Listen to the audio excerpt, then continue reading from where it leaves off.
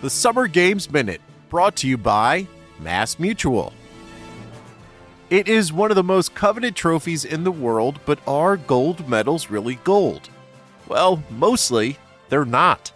The gold medals given out these days are nearly entirely silver and are plated with pure gold to give them that iconic sheen. Silver medals are, of course, made with silver, and bronze medals are a combination of copper and other metals like tin or zinc.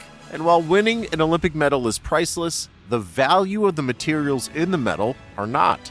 In recent games, some of the materials used to make the medals have come from recycled cell phones.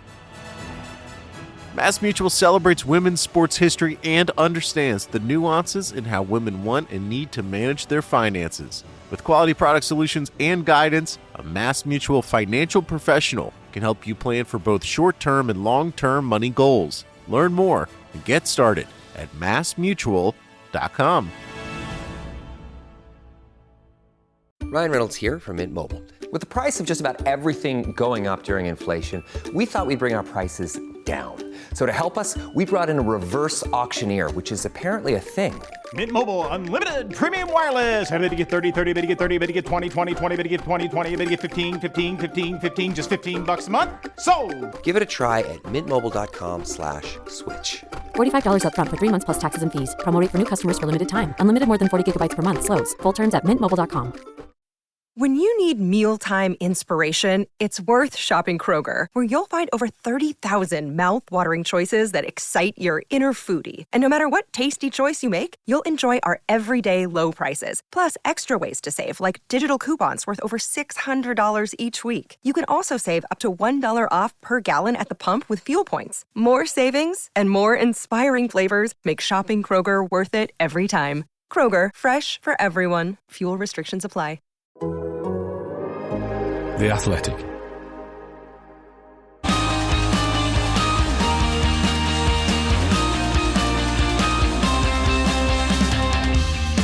The race is on, and F1 heads to Suzuka for an unusually early Japanese Grand Prix, which will be a crucial challenge for teams still getting to grips with their 2024 cars. But who has the most to prove? And what's behind the shock technical departure at McLaren? I'm Edd Straw, and joining us to reveal all are Glenn Freeman and Josh Suttill. Well, should we start with a correction? I think I need to do this because my inability to count properly meant that I said recently on this podcast that Andrea Kimi Antonelli still needs to secure some super license points to graduate to F1 next year, which is utterly incorrect. And I fell foul something of something which I always particularly dislike people doing, which is confusing what the rules actually say with what I think they say. So the path is clear for Antonelli regardless of what happens in F2. Ed, are we going to require Valtteri Bottas to record a new jingle for Edd Straw Apology Corner? I'm hoping we don't have to do this as regularly as Valtteri Bottas Sympathy Corner turns up. I think we're 3-3 this season for Valtteri Bottas Sympathy Corner, and the way the Sauber pit stops are going, I'm not particularly optimistic about the chances of not needing to visit it again after Suzuka. But yeah, no, I thought that was important because it was just for some reason it was just lodged in my head. I thought they couldn't count both the Formula Regional titles just to get boring and into the rules, which I do actually like doing. You can count 2 championships in a year as long as they don't overlap, and I just in my mind made that you can only count 1 championship in a year. So he's fine. He just needs to turn 18 and he's eligible next year. So ignore anything I've said about Antonelli and super licenses in the future. But you've already jumped ahead of your introduction though, Glenn Freeman, but you have got something else exciting to talk about, which I'll pretend I don't know about even though I've participated. Yeah, so this week, probably about a day after this podcast is released, the Race Members Club will see the debut of a new series, which is our Bring Back V10 spin-off, really, where we're doing a race-by-race revisit of the 1997 F1 season. So we're doing a mini episode exclusively for our members on each race of the 97 season. Why 97? Because when we we did a World Cup for the best season, I think, amongst our community we have on X or Twitter, and 1997 came out of that as the winner. So it's the best season of the V10 era, according to a portion of our audience. And so, yeah, we're going to go back while we're between series in Bring Back V10s, and pretty much once a week with some other goodies for you for them in the members club in between. Ed is in that lineup, so it'll be Edd Straw, Matt Beard, Ben Anderson, and myself.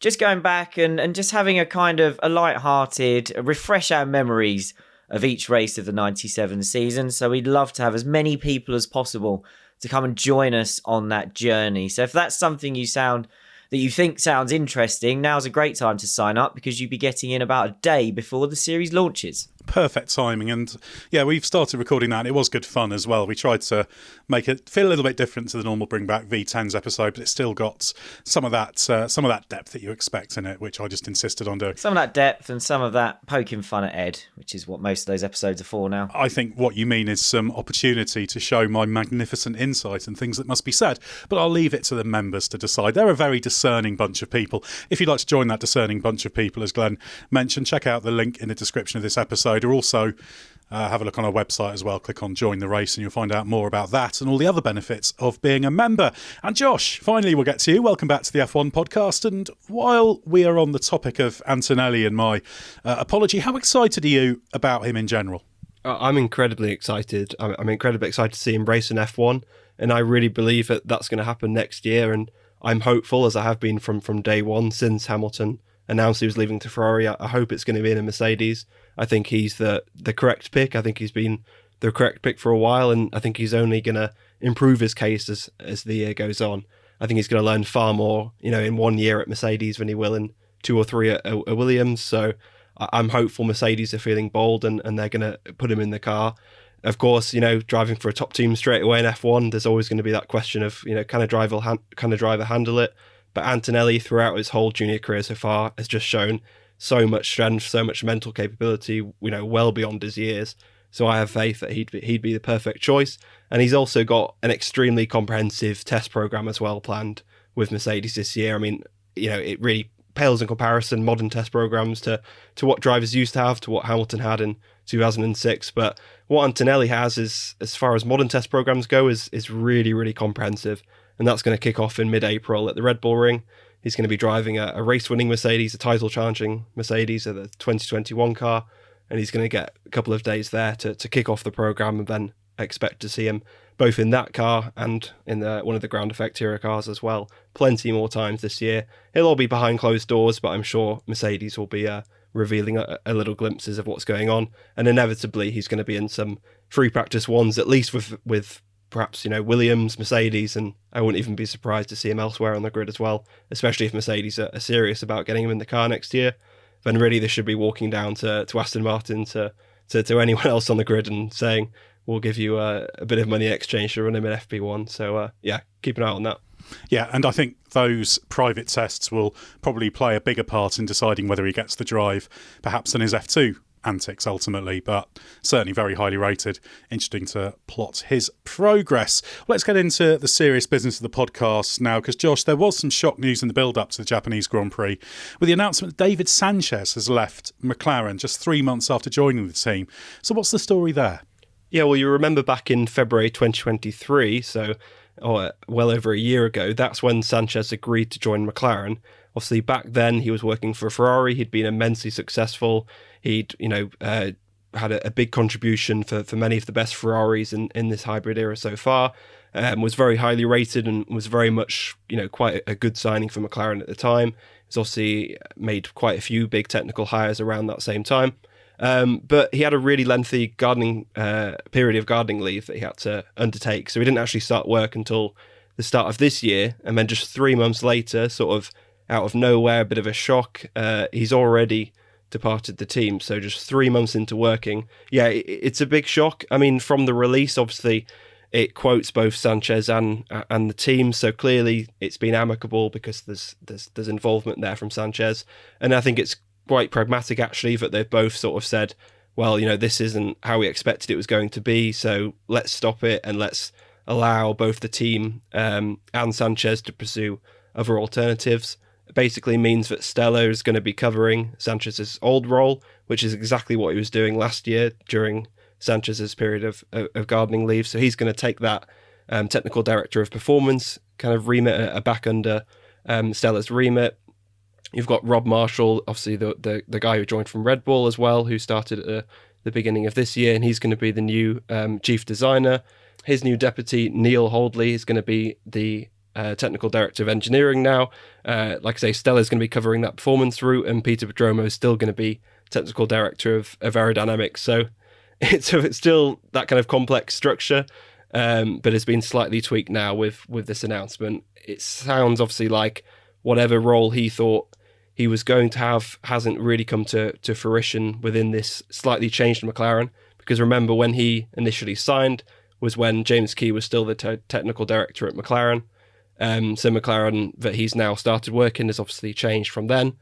Purely from the release, you'd guess obviously that has something to do with it, but it's going to be one of those things where we're going to have to wait to kind of hear from McLaren and wait to kind of for more stuff to emerge to kind of fully understand why this has happened. But that's what you can sort of judge from the initial release. Yeah, it does appear quite clear that it's not quite the more senior or overarching role, because it is a very senior role, whatever happens, that he envisaged. And obviously, Glenn, it's not good that this has happened. This will, of course, disruption. Having to change your plans is never good. But I guess it's at least positive, as Josh alluded to, that they've taken action. They're not just sitting with it and hoping it sorts itself out. 3 months, they've realised it's not working and parted company. So that's at least positive in terms of decisive handling of the situation, I guess.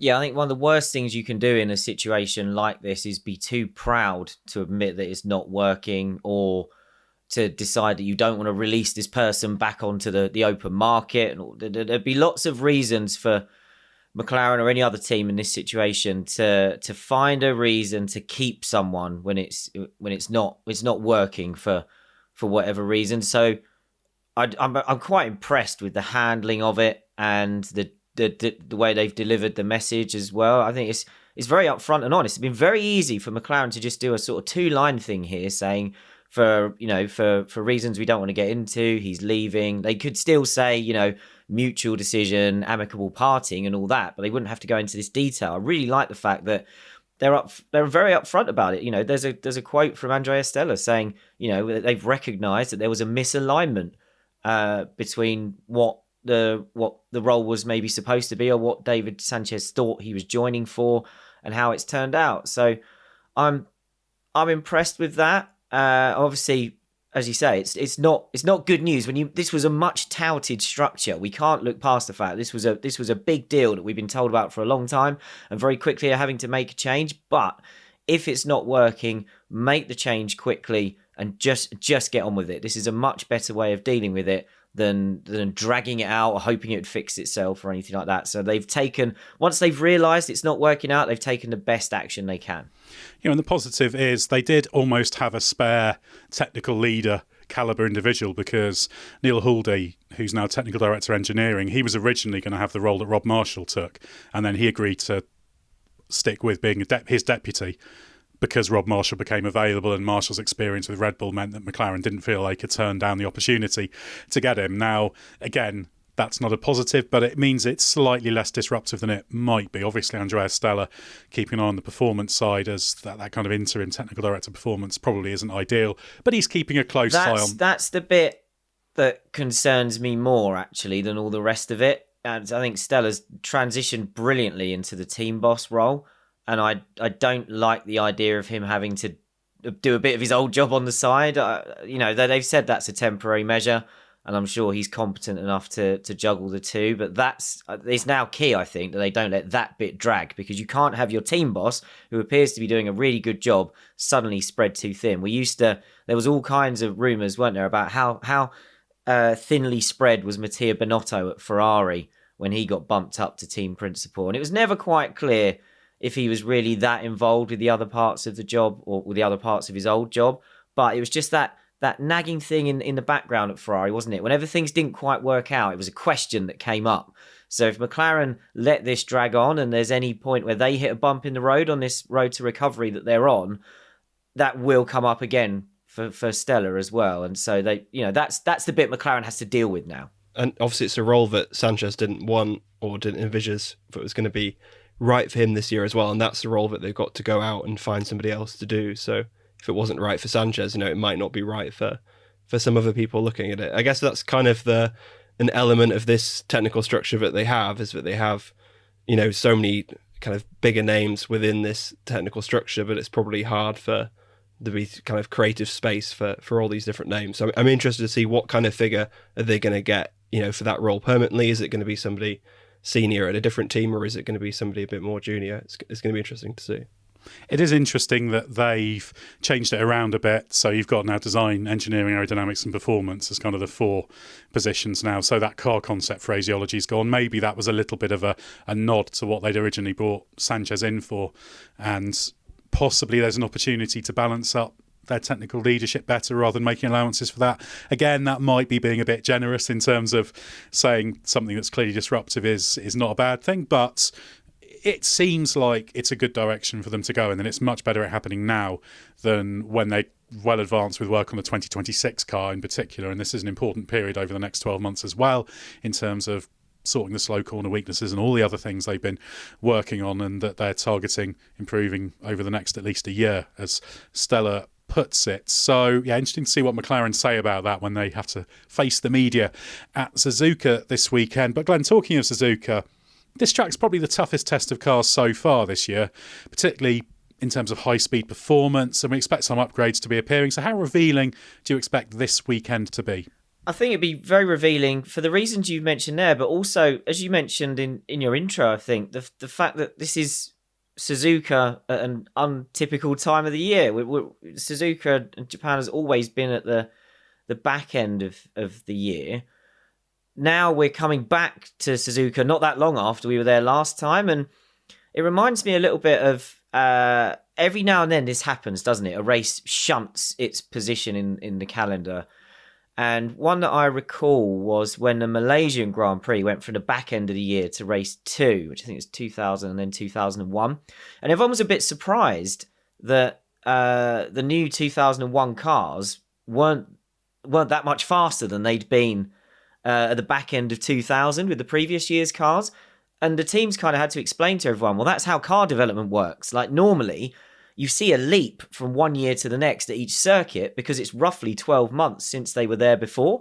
So a lot of car development has happened. Then you do a new car, that takes another step on. But when you go from a race that's late in one year to early the next, you don't see that same sort of step. So what's going to be really interesting is that we have this shorter time frame that we can measure everybody's progress at a track, as you say, Ed, as special and as challenging as Suzuka is. And to keep it with McLaren initially, they're the team I'm most interested in seeing how they go this weekend, because Suzuka last year was I think a massive weekend for McLaren and the journey they went on in 2023. And, McLaren was suddenly there. They were the team chasing Max Verstappen around Suzuka. And it really felt like that was the moment that this narrative of, McLaren, we are coming for Red Bull now. We're after them. That was where that really took hold. And then I've been a little bit disappointed. Prior to Australia, I was a bit disappointed what we saw from McLaren in the first couple of races. And I was disappointed that the narrative was almost ignoring what they'd said the previous year and what they'd said a bit in pre-season as well. Suddenly it was like, oh no, long journey. Really we're looking 2025 is when we're going to have to fix some of these problems. And I just thought, that's not what you were saying when everything looked mega at Suzuka. Australia was better, a track that suited their car better. This, though, I think is the big test for McLaren, because you look at how good they were at Suzuka, what was it, 6 months ago, maybe a little bit more than that, a little bit less.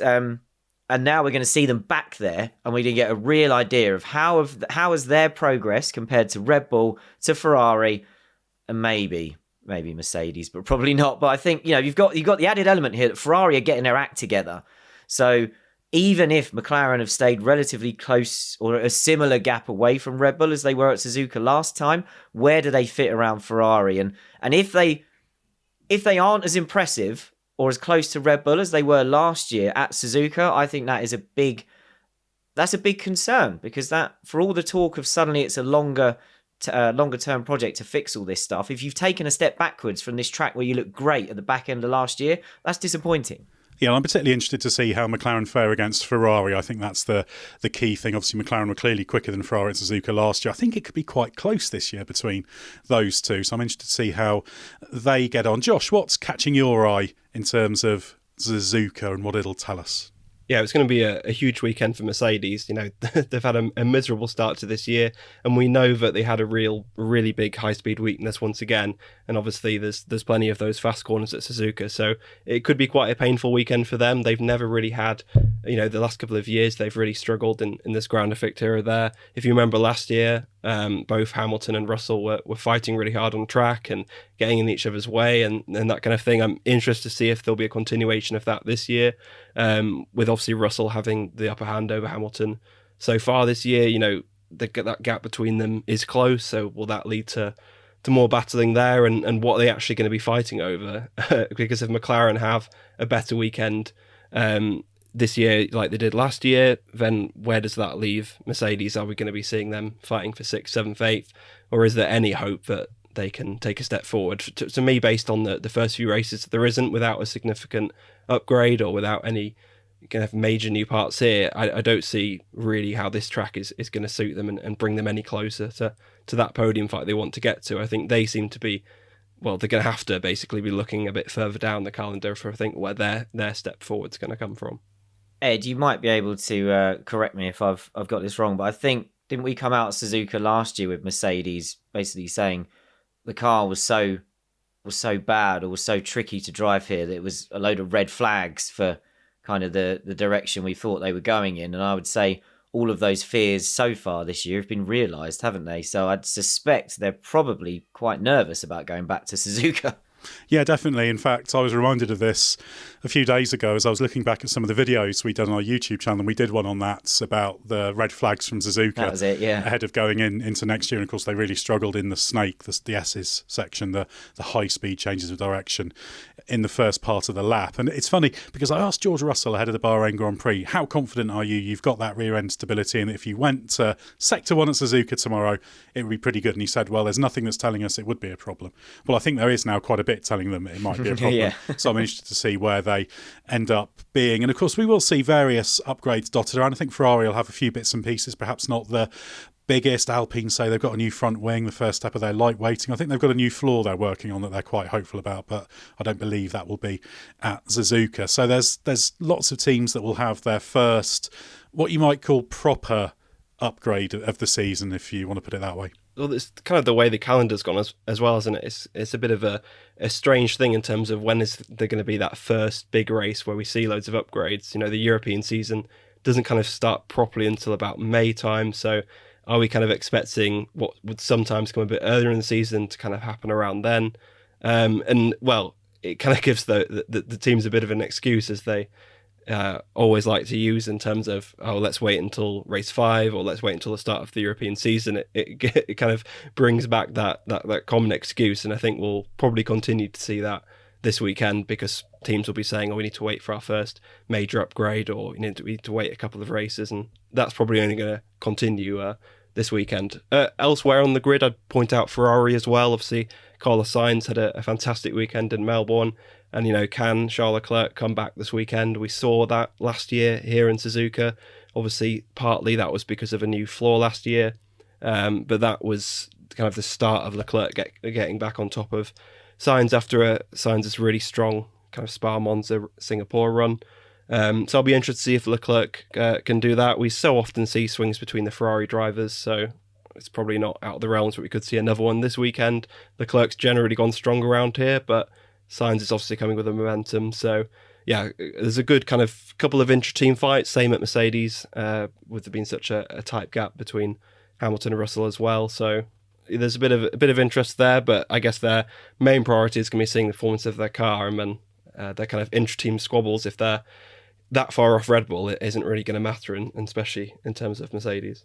I was going to say, we haven't really talked about Red Bull yet. Ed, should we clear up the supposed Red Bull Zero pods that were once rumoured to be appearing at Suzuka? Yeah, there's a lot of talk about that, and it always surprised me because that would have required some pretty big structural changes. As I understand it, there is a significant Red Bull upgrade, as you'd expect, but it's not going to be a complete transformation of the shape of the car or anything. I imagine it may well be a little bit more slimline and tightly packaged, if indeed they can find ways to do that. But I don't believe it's going to be this zero pod approach, as has been talked about. Could be wrong, they could surprise us, but it sounds like it's just a nice evolutionary step with the car they've got. And why do anything else? Because it's working really well, they're well ahead, so just keep on ploughing that development furrow and they should be able to stay ahead this year. But yeah, it will be interesting to see what kind of performance gains they can get from this, and Suzuka, of course, is a great test of what you might call the underlying car upgrades, as in you don't bring really circuit-specific stuff to Suzuka, you bring your pure performance aero stuff to Suzuka, because that's what's tested there. So this is really the baseline of the cars that we're seeing being improved. You know we love talking stats here at The Athletic. Here's one that's super simple to remember. Discover automatically doubles the cash back you've earned on your credit card at the end of your first year with Cash Back Match. That means with Discover, you could turn $150 cash back to $300. That's right, you could put it towards some memorabilia you've had your eye on, or treat yourself to a premium sports network. You earn and Discover doubles. See terms at discover.com/creditcard. We'll get back to the pod in a moment, but first of all, let me tell you about Grammarly. Email, Google Docs, Slack, you write across multiple platforms and places during your workday, so delivering consistent, high-quality communication everywhere is key. Grammarly is an AI writing partner that helps you get work done faster with high-quality writing for better projects, proposals, presentations, and more. Best of all, Grammarly works where you work, so you can get more done no matter what tools you use. As a journalist and podcast host, I'm constantly writing and rewriting copy and drawing up scripts. It's part of the job, and Grammarly helps make it faster. It's got some really cool features like tone suggestions to help you strike the right balance between direct and friendly in work emails. Plus, Grammarly has a ton of other great features like advanced spelling, grammar, punctuation, and conciseness suggestions to ensure your writing is professional, mistake-free, and clear. Get AI writing support that works where you work. Sign up and download for free at grammarly.com/podcast. That's grammarly.com/podcast. Easier said, done.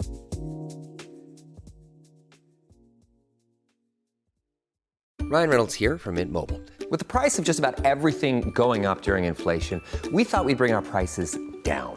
So to help us, we brought in a reverse auctioneer, which is apparently a thing. Mint Mobile Unlimited Premium Wireless. How to get 30, 30, bit to get 30, bit to get 20, 20, 20, bit to get 20, 20, bit to get 15, 15, 15, 15, just $15 a month? Sold! Give it a try at mintmobile.com/switch. $45 up front for 3 months plus taxes and fees. Promo rate for new customers for limited time. Unlimited more than 40 gigabytes per month. Slows full terms at mintmobile.com. Right, Josh. Drivers are often asked which their favourite track is. Often their answers vary according to who is asking and where they're being asked. But where does Suzuka really stand? It's one of the best tracks, both in terms of the driver's point of view and surely the fans' point of view as well. It's a fantastic driving challenge. It's, I think, really good for racing. You know, so often here we see proper overtakes. I mean, sometimes DRS down the main straight gives a fairly easy overtake into turn one, but so often, time and time again, we see some really, proper overtaking maneuvers. Probably if you stacked up, which track has the most overtakes, Suzuka's not going to be at the top. But when you look at the quality of the overtakes, I think Suzuka's going to be, really high up there. Qualifying's always an exciting challenge. Drivers are properly punished for the mistakes. It's a classic example of a fantastic old school track, and it's still, unlike some other classic tracks, absolutely relevant for these modern cars, and has kind of moved with the times despite not having really any kind of major changes for quite a while. I think this layout works just as well with these cars as it did 20 years ago. So yeah, it's a great track. There's been a bit of talk about Osaka holding a street race elsewhere in Japan, and there's always going to be chat. Tokyo obviously hosted its first Formula E race just last weekend. I'm sure there'll inevitably be a discussion about a race there that pops up sometime soon.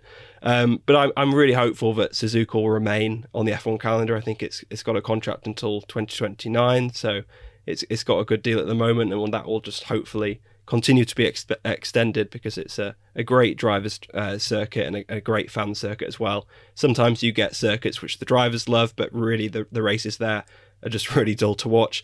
This is definitely the exception, because it's both great to watch and great for the drivers to drive.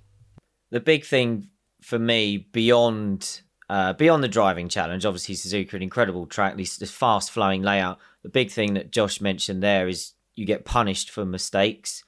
And that doesn't always mean you hit something, although there's plenty of close-by barriers that you can hit at Suzuka. But it means that drivers have to weigh up more of how hard they're willing to push, particularly in qualifying, but even in a race as well, because you can't... There's very few places where you can just bail out of it and head off track. We don't really hear... You never really hear track limits debates here because the curbs are quite nasty and they tend... Even at somewhere like, say, the Spoon Curve, where they have put quite a big asphalt runoff now, you've got to bounce across a horrendous curb to get to that. So if you end up out there, you've ruined a lap or you've lost a lot of time in the race. It's got the best of all worlds just in terms of that balance. Like Josh said, it does still feel very old school. And I think that, coupled with the layout, makes the challenge even greater for the drivers, because there are, if you built that layout now, it would be surrounded by asphalt runoff and the drivers would be able to take more liberties, because if something went wrong, they'd just run the other side of a white line and come back and have another go. You don't get that luxury at Suzuka. And if I was Williams, this would not be the track I'd want next up when they may well have a similar situation to Melbourne. I think they're going to have a very nervy weekend. That's nothing to do with Albon or Sargent. It's just the fact that this track is so tough, both in qualifying and in the race. And the last thing they need is another big shunt. And obviously, I think last year Albon had that incident at the start, and I think Sargent ended up in the side of Valtteri Bottas, and yeah, it's not going to be the easiest track. It's a nervy track for all the drivers and all the teams watching on. We've seen so often big shunts in qualifying as well. And weather-wise as well can always play an impact. I think there's a little bit forecasted for Sunday, but the weather forecast changes so much there that it'll probably be a different picture by the time you're listening to this or by the time of the weekend. The thing that I really like about Suzuka as well is imagining what it was like before they had the chicane there, because if you look at that last corner, it was originally a really fast right-hander, just with no runoff at all.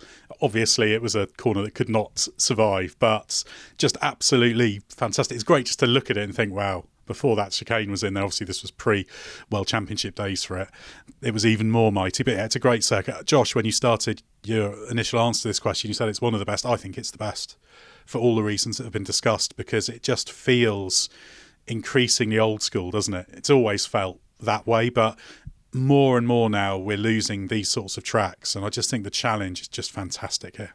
It's not modernised in the same way that, say, Spa or Silverstone have. Those layouts are still fast and frenetic to drive, but everything around them has kind of been modernised a lot more. So they feel, you could say, credit to those circuits. They've kind of moved with the times more and with the demands of modern F1 and modern safety standards for the most part.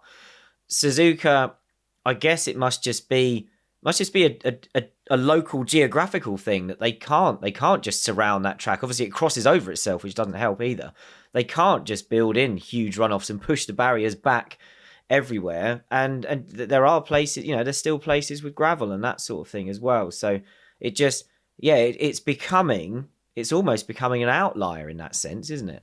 And I think if it's lacking any popularity, that's probably simply because, from a European standpoint of the time zone of the F1 race, it's not. It's too early in the morning for people in the UK, and same with it doesn't have that same celebrity appeal that some of the newer ones have. But I think anybody who watches F1 for the racing will have no complaints on that front. But that's probably why it's perhaps not one of the most well-known circuits or one of the most kind of popular ones among general fans. But I think anybody who's really committed to F1 and loves it will. There's just no reason to not love this track. I think certain ones you can make arguments for and against, but really this one there's really very few. I have to say the fans at Suzuka are something else as well. People will have seen photos of them and stuff in the TV coverage, but they really are like that. They're so dedicated. You drive into the circuit in the morning and they're all lined up everywhere. It's like another level from. Even. Do you have to sign many autographs, Ed? Not too many. I did some selfies with people in Australia. There were quite a few of those. I say quite a few. I basically mean maybe 2 a day, which is not very many, given the average driver gets through two a second when they're going in. But we'll have to see how much the stardom has spread. Probably not very much, but they are hugely dedicated fans, and there's always lots of fans. Quite a lot of fans in the paddock. A smattering, not like Miami paddock where you struggle to move around just for people. But it's just got a nice feeling from that perspective. It's quite a fan-friendly circuit and some great places to watch too. Those fans, they all sit in the grandstands on a Thursday as well, don't they? Even when there's not any track action. Yeah, it's one of those races that there's not many of them where the Thursday's like a normal day. I mean, Australia's like that, but Australia, there's on-track action on the Thursday as well. Not for Formula 1, but for the other categories, so it's part of the event. But yeah, it's really something else, Suzuka. And it's very, very hard. And it's easy for me to say. I'd say people should always try and get to Suzuka if they possibly can, and that's a lot easier said than done. And I know I'm very fortunate to have been there quite a few times, but it is everything you'd hope and more when you get there. And it is just everything about it just feels so different to any other circuit, which is why it's just fantastic. And I hope it produces a great race. And this is a track that should always be on the F1 calendar, no matter what, I would say. And I think I'd put that above every other circuit personally because of what it represents as a driving challenge. So yeah, always a highlight. Well, you mentioned those street race possibilities. Suzuka's obviously got quite a long-term contract that it's in the middle of. You'd hope that Honda's kind of power and influence would be able to keep it on the calendar. But yeah, of all the tracks that we could potentially lose to this, F1's modern push for street races, this one, it would be a disaster if you lost Suzuka to a street race. Yeah, I'd agree with that. And it's one of a small number of circuits that are just so steeped in history. And that's even though Suzuka only joined the World Championship in 87, which I know is quite a long time ago now, but it's not like a Monza or a Monaco or a Silverstone that was there in the 50s at the start of the World Championship and has a history that stretches back even before that. But it is a massively illustrious track, although obviously its own history does stretch back before 87. It held the Japanese Grand Prix, not as an F1 race for many years as well. But yeah, it just has to remain. I think it's got another 5 years after this year on the contract. And yeah, Suzuka and Spa and Monza are probably the three that are absolutely sacrosanct. And I put them ahead of Silverstone because Silverstone's obviously kind of flitted in and out a little bit over the years. Other circuits have held the British Grand Prix. So just in terms of that history, but yeah, it's right up there with the great traditional circuits that should not be forsaken, I would argue, not just because of respect of history, but because it's brilliant. It's just an absolutely great track. Right, well, Glenn, Yuki Tsunoda, he goes into his home race on a strong run of form. He outpaced Daniel Ricciardo first 3 weekends of the year. He finished 7th last time out in Australia. When he came into F1, there was hope he could finally be the first Japanese driver to win a World Championship race, but his future still remains in the balance. How convinced are you by his progress? I think he's doing a good job. Unfortunately, I don't think a good job gets you any further up the grid, really, from where he is now. I've had a suspicion since the back end of last year, really, that this Tsunoda versus Ricciardo thing would probably end with all they would achieve is that they'd guarantee that neither of them are ever able to step up to, say, Red Bull Racing or for another top team to pluck them away from Red Bull 2, as we'll call it. So I think we've talked about it on previous podcasts, and Helmut Marko has kind of backed this up as well, really, that out of those two, if either of those two are going to go anywhere, they need to smash the other one. And I'm not certain that's going to happen enough. So I can see Tsunoda doing a good job and that potentially being enough to kind of kill Daniel Ricciardo's dream of getting back into a Red Bull one day. But I'm not sure that's going to come with the combination of, okay, well, you've prevented Ricciardo's passage back to the A team. That means you're going to get it instead. Tsunoda's doing a pretty good, well, very, very good job as a midfield driver. I don't necessarily see, with how long he's been around as well now, I don't necessarily see a cast iron case being made that he should be in one of the top teams that could give him what you mentioned there, that chance to become the first Japanese driver to win a world championship race. I'm not sure that's on the cards. Yeah, this is year 4 for him in F1, and that's the problem. I feel like the damage is already done.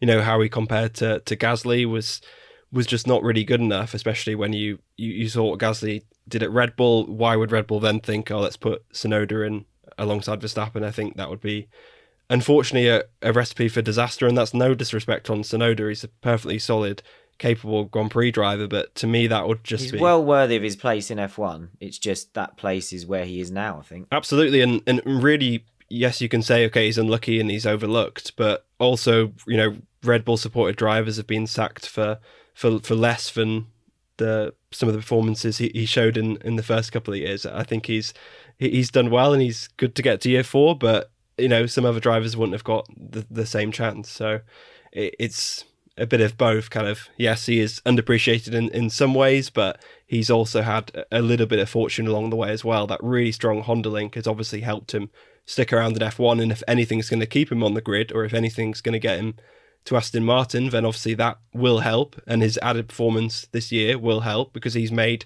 a good case. He would clearly be an upgrade on Lance Stroll at Aston Martin. Agreed. But would he be someone to replace Fernando Alonso? I've never thought so. If Alonso leaves there, I just can't see them going for a Tsunoda Stroll lineup. That doesn't scream to me like a potential lineup they could go with. And unfortunately, when you look at just basically any other team, including some of the midfield teams, like the future Audi Sauber team, you look at the options there, and Tsunoda's not in the top 2 there of the options available. I think he's really going to need things to go his way to stay on the grid next year. RB, and I think on merit, could keep him and probably should keep him for one more year. But beyond that, it's really hard to see where he fits in. He's going to need a bit of driver market, favourance really in his way for a few different pieces to fall his way and create an opening, because at the moment it's kind of hard to see not only I think where he fits in at the front of the grid, but to be honest, even elsewhere in the midfield, it's going to be hard to find an opening, especially with plenty of drivers coming into F1 as well potentially for next year.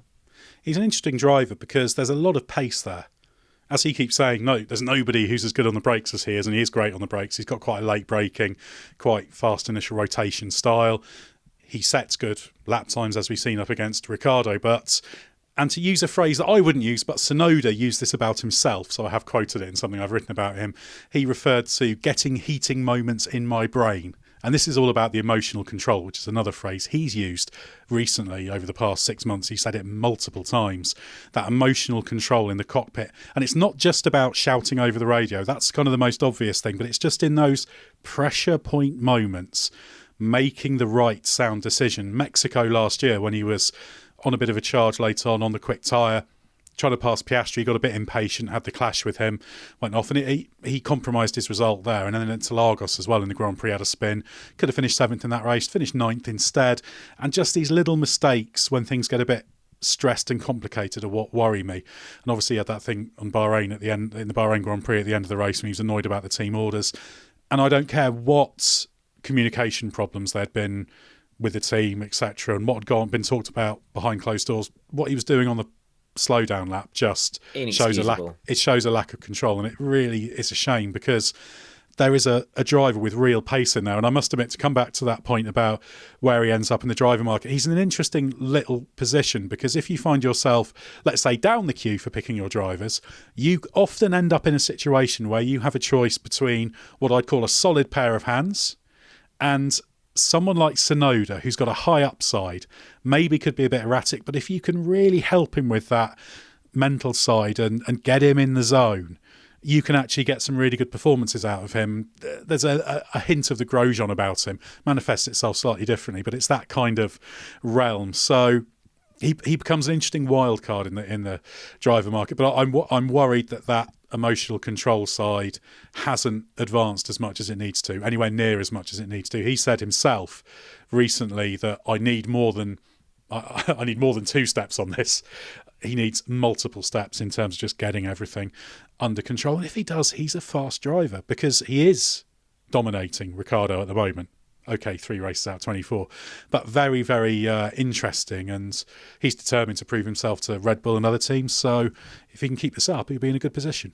How long do you give him to develop that emotional control, though? Because I know he was kind of fast-tracked into F1, so I do think that you didn't have to be too judgmental of how much of the complete package he was at the beginning. But as Josh said, He's been around a while now, and I really think, and this is one of the reasons I think the top teams aren't looking at him, is that top teams are only really in the market for drivers who make a big impression quickly. And these guys who need a bit longer, who maybe arrive a little bit early but need a bit longer, there's a bit of preconditioning that goes on there in the minds of the top teams. And they just think, well, if you were a real superstar, if you were a guy that could win us multiple races a year if we give you a quick enough car, you'd have shown more by now. So I admire Yuki's honesty in saying what he's got to develop about his game. But at what point do we say, like we do with Lance Stroll, you've been here a while, like how much longer do you need to get this stuff right? Yeah, well, it's not a given that he'll get it right ultimately. If he was in his first year, you'd say, well, okay, we can assume progress will be made. Yeah. But it is taking too long. There's always the possibility, he's only 23, he gets to a point where it all clicks. It's possible. However, it's more likely this is just something about the way his mind works. It's just a slight weakness. You know, elite sports are very, very difficult. It is high pressure. It is super tough to do this. And I think, as you alluded to, quite a lot of the conditioning and the way you develop, it's locked in earlier in your mind. So it's not impossible, but I in no way would say it's a given, which is why I kind of see him as if you're lower down the pecking order in the driver market picks, you might think, well, I'd rather take someone with a potential high upside and take the risk than someone who's just a bit boringly solid. If Tsunoda can increase that upside of the performance, then that could offset the brain overheating that he talked about. Because I have a feeling that still on raw potential and raw pace, you know, he would be an upgrade on a few drivers further down the field. So perhaps when it all shakes out, somebody like Alpine or somebody in the midfield just thinks, you know what, we'll give him a shot, because the pure performance that he's showing this year, you know, to be a step up on Ricciardo is no mean feat. Yes, Ricciardo's having lots of problems, but the margin is really impressive, and some of the qualifying performances in particular that Tsunoda's putting down, you know, are really impressive. He's really doing what, you know, Gasly was doing in the midfield teams and doing what other drivers have done. It's just unfortunate that downside is there, but I'm not actually convinced that solving that is the only way for him to stay on the grid. I think if he can keep showing this performance, then even with that downside, I think he could still find a future elsewhere. But yeah, as with anything, it remains to be seen. And ultimately, Perez is on a decent trajectory at the moment. The first 2 weekends were good. Australia was a bit disappointing. We did have some floor damage in the race as well, which held him back a little bit. So I think that the chances of Perez hanging on in that seat have increased a bit so far this season. Still a long way to go, but it doesn't look great for either of those drivers in RB in terms of getting into that seat. And if they were to dispense with Perez, and they may very well not need to, they might well have to look outside of their driver stable to replace him. Well, that seems where it's gone, hasn't it? It's basically gone from being an internal fight for that second seat to now seemingly it's already gone external. It's already gone potentially Carlos Sainz, potentially Fernando Alonso. You know, that's where the conversation has moved. Obviously, that can be different from what's actually going on in Red Bull, but the longer this goes on, it's just become a case of who's the best driver outside of Red Bull to partner Max Verstappen rather than inside. But yeah, like you say, Perez has made the strongest start of those three, probably, but it's still not where it's convincing, where you hand him a contract tomorrow. Red Bull might as well wait and see how it plays out. Yeah, Tsunoda would probably need to reel off another 20 Australian Grand Prix weekends to persuade Red Bull to seriously consider him. But there's always a chance, and there is real ability. There's a driver in there, and it'd be great if it can really coalesce well. Now, Glenn, we don't normally talk two wheels on this podcast, but it is worth a quick mention because Liberty Media is buying MotoGP. So how big a deal is that for the commercial landscape of motorsport as a whole to have F1 and MotoGP owned by the same entity in terms of commercial rights? Yeah, I think this is fascinating. So Liberty are effectively acquiring, I think it's 86% of Dorna Sports, which is the promoter of MotoGP. So yeah, for shorthand, you can say they're effectively buying MotoGP. Really interesting. Hard to say at this stage. Obviously, we're still waiting on regulatory approval for this, but I think it's got the potential to be fascinating. It should be good news for MotoGP because Liberty's done a good job of raising, whether you like the things that Liberty has done with F1, they've done a good job of raising the profile of F1. So if they can, and they're talking about taking some of those learnings and applying them to MotoGP, which has been has been left behind. MotoGP was ahead on some things like social media and that sort of thing back when F1 was in the Stone Age on that front under the Bernie Ecclestone era, but it's been definitely left behind. It's struggling to find its feet sort of in the post Valentino Rossi era. It was one of those sports that was kind of built on the shoulders of a legend, like we see with many other sports. So could be really interesting. Too early to really say definitely what it's going to mean. I think there's some laws around this sort of thing that will mean this doesn't mean that MotoGP and F1 are about to become kind of one entity where these two great world championships are kind of run together. I don't think that'll be allowed. But if it gets through, if it gets the approval that we're expecting, these are the two biggest, I would say they're the two biggest global motorsport championships. You can argue where NASCAR fits in that, and some people roll their eyes at that, but NASCAR's just done a massive TV deal in America. But to have these two massive sports under the same ownership is, I think it's fascinating. And to me, I don't know how you feel about it, Ed, but there's always this talk about what's Liberty's end game with F1. I kind of feel like if they're buying another motorsport championship, unless their plan was to pump F1 up and then sell it, and now they're going to try and do it again with two wheels, I kind of feel like this is a bigger commitment to motorsport in general from Liberty. Potentially. I mean, I wouldn't be surprised if F1 does get sold down the line. They've done a lot of things that perhaps point to that being a possibility, quite a lot of long-term race deals, that kind of thing.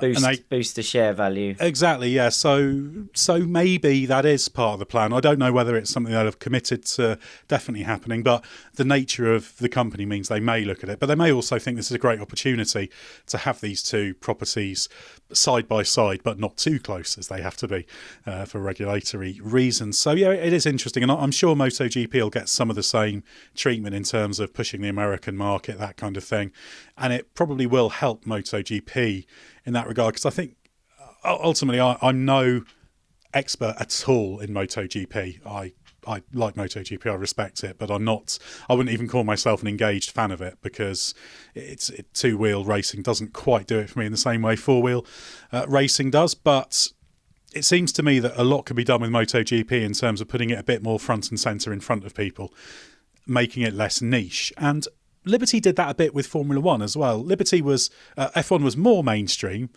but still had that niche vibe, whereas it kind of completely shed that niche feeling. It's a global phenomenon now, isn't it? Exactly, that's the positive of Liberty. I do have reservations with F1 about Liberty's ability to evolve it from here, because I think they've done a lot of things that have been beneficial, and I just worry that they've got a little bit stuck in just do more things. It's like, how do you sustain it? What do you do next? Do better, because everyone always wants growth, and there's a limit to how much growth there can be.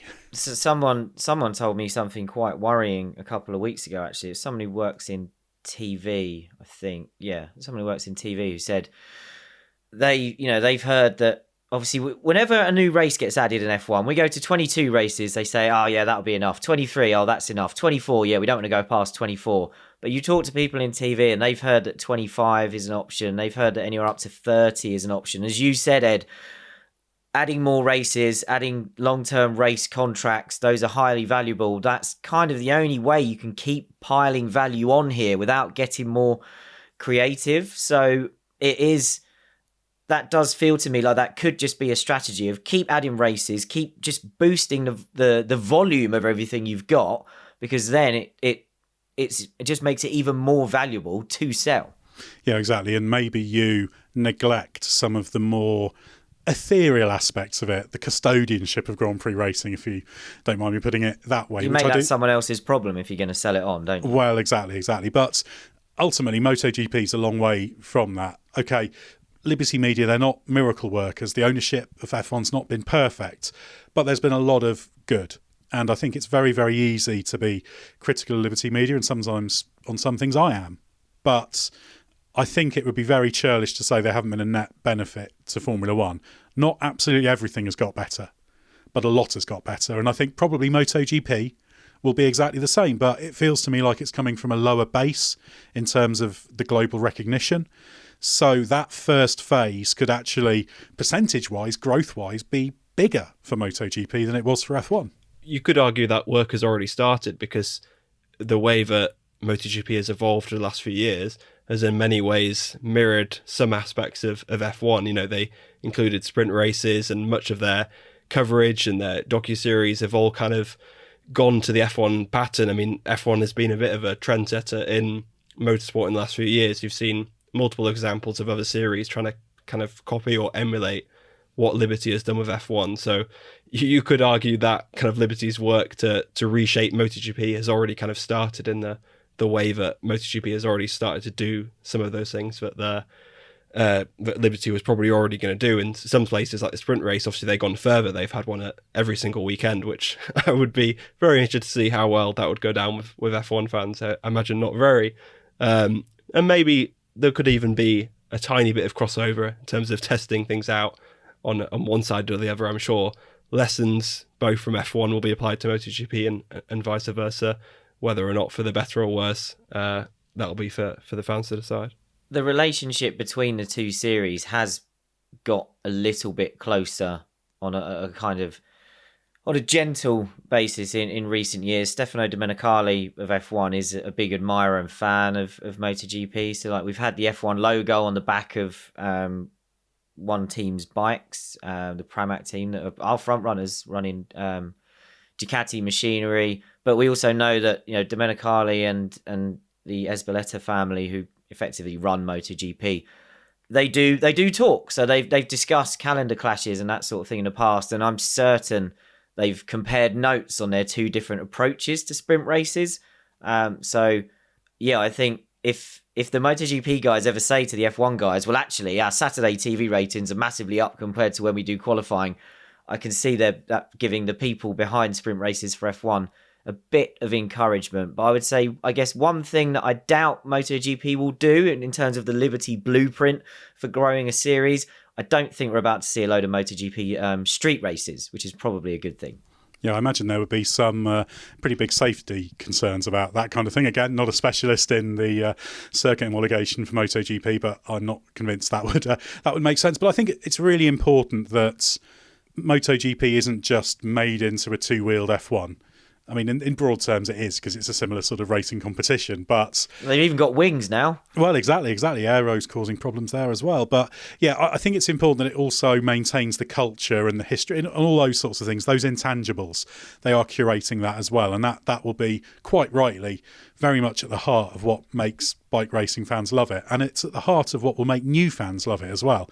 That's the thing I find a bit strange with discourse on F1, this old versus new fans. I don't really get it. Everyone was a new fan at some point, and as you get absorbed in it, that you sort of build up your own history with it, and some gain an appreciation of the history before they were interested in it. And even those who don't maybe revel in the history, because you don't have to, just the fact they know it's there gives it something. So all those things are important, and I'm interested to see what they do. If you'd like to hear a little bit more about this Liberty takeover of MotoGP, do have a listen to our MotoGP podcast with Matt Beer, Val Horingi and Simon Patterson. They're recording pretty much in parallel with us, I think, so I've no idea what they're going to say, but they will really get into the whole Liberty Media takeover there. You'll be able to hear plenty more on our sister podcast there. Well, thanks very much to Josh and Glenn for your insight. Head to therace.com, loads to read there. Don't forget the hyphen if you're heading to the website. Have a look at our YouTube channel as well, and our many other podcasts, including the MotoGP pod, Bring Back V10s, and a quick reminder for those who are tempted by the Race Members Club with that new 1997 series coming up, check the link in the description or have a look at our website if you like the sound of that. Right, it's now full steam ahead to Japan, so stay with us for everything you need to know from the world of Formula One.